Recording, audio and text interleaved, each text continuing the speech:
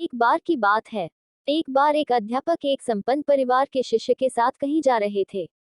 तो उस शिष्य को कुछ मजाक सूझी क्योंकि उसको रास्ते में किसी गरीब मजदूर के जूते दिखाई दिए। उसने अध्यापक से कहा, गुरुजी अगर हम इन जूतों को छुपा दे तो कितना मजा आएगा।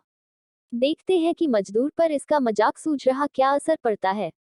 अब उसको तो था, लेकिन गुरुजी ने कहा कि नहीं, के साथ गरीब इंसान के इस तरह का भद्दा नहीं है। उसने कहा, क्यों ना हम डाल दे और मजाक करना ठीक, इन जूतों में कुछ सिक्के देखे कि इसका इस गरीब गरीब मजदूर पर क्या प्रभाव पड़ता है।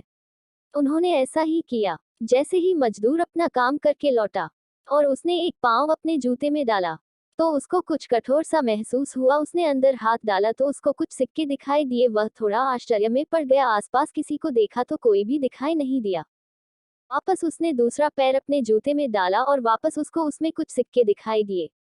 अब दोनों जूतों के सिक्कों को उसने अपने हाथों में रखा और प्रभु की तरफ इशारा किया है, प्रभु पता नहीं किस भले मानुष ने यह सिक्के मेरे जूतों में छुपाए हैं, लेकिन जिसने भी छुपाए हैं उसको मेरी दुआ है ताकि इन पैसों से मैं अपने बच्चों और पत्नी के लिए कुछ खाना और दवाएं बोल कर ला सकूंगा। और इतना बोल इस बात वह चला गया।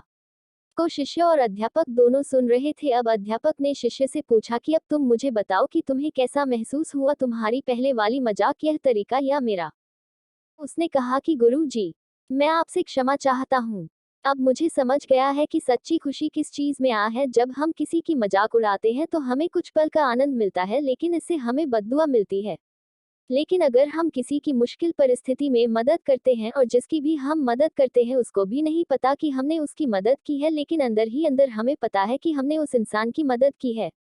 यही सच्ची खुशी है। जब हम दूसरों को खुशी देते हैं तो हमें सच्ची खुशी मिलती है। इसी तरह खुशियां बांटते रहिए, लोगों की मदद करते रहिए और दान करते रहिए जिसके भी आप काबिल हो।